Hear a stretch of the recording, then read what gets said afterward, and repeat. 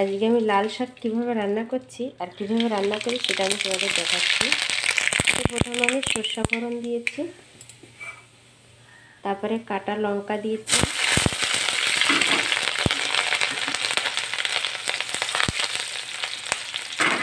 দেবো,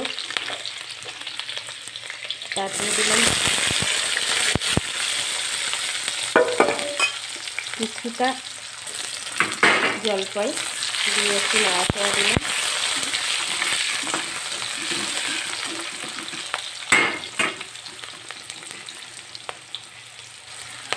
তারপর মাছও দিয়ে দিলাম।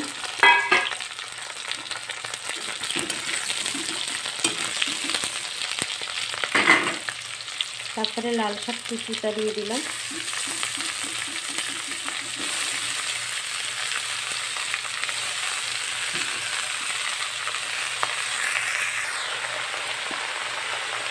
তারপরে লবণ কিছুটা দিলাম,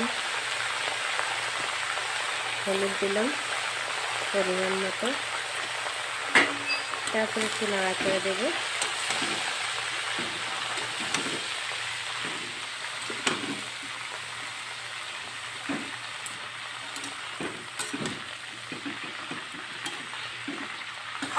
এটা হলো লাল শাকের টকও বলতে পারো, ভাজিও বলতে পারো। তো জলপাইটা দিলে ভালো হয়, খুব ভালো লাগে। একদিন বানিয়েছিলাম, জলপাই না দিয়েই মাছ দিয়ে ভেজেছিলাম, তো ওটা ভাজি হয়ে গেছিল।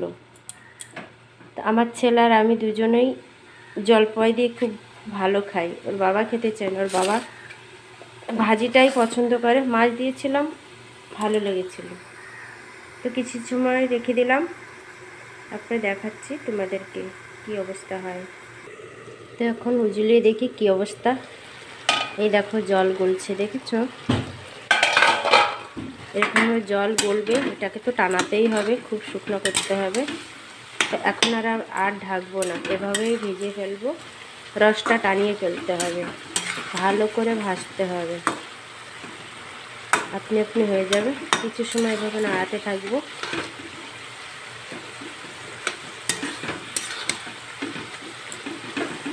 জল গড়ছে, দেখছো? সেদ্ধ হয়ে গেছে পুরো। এখন ভাজি করলে হয়ে যাচ্ছে। কিছু সময় ধরে নাড়াতে হবে। তো বন্ধুরা, এই যে মাছগুলো রয়েছে আস্তে আস্তে দেখতে পাচ্ছ, তারপরে জলপাইগুলো রয়েছে, এগুলো এভাবে ছেঁচে দিতে হবে, এভাবে ছেঁচে দিতে হবে, ব্যাস এর সঙ্গে মিশে যাবে। তো ধীরে ধীরে এভাবে ভেঙে দিতে হবে। দেখো মাছ আস্তে রয়েছে, দেখেছো? এগুলো মিশিয়ে দিতে হবে এইভাবে, আর ধীরে ধীরে শুকাতে হবে। তারপরে দেখবো খুব সুন্দর একটা লাল শাকের টক শাক হয়ে গেছে। এটা যাকে বলে টক শাক। তো ধীরে ধীরে অনেকটাই টানাতে হবে। তো বন্ধুরা, এই দেখো লাল শাক হয়ে গেছে, দেখেছো কত সুন্দর হয়েছে, খেতেও ভালো হবে।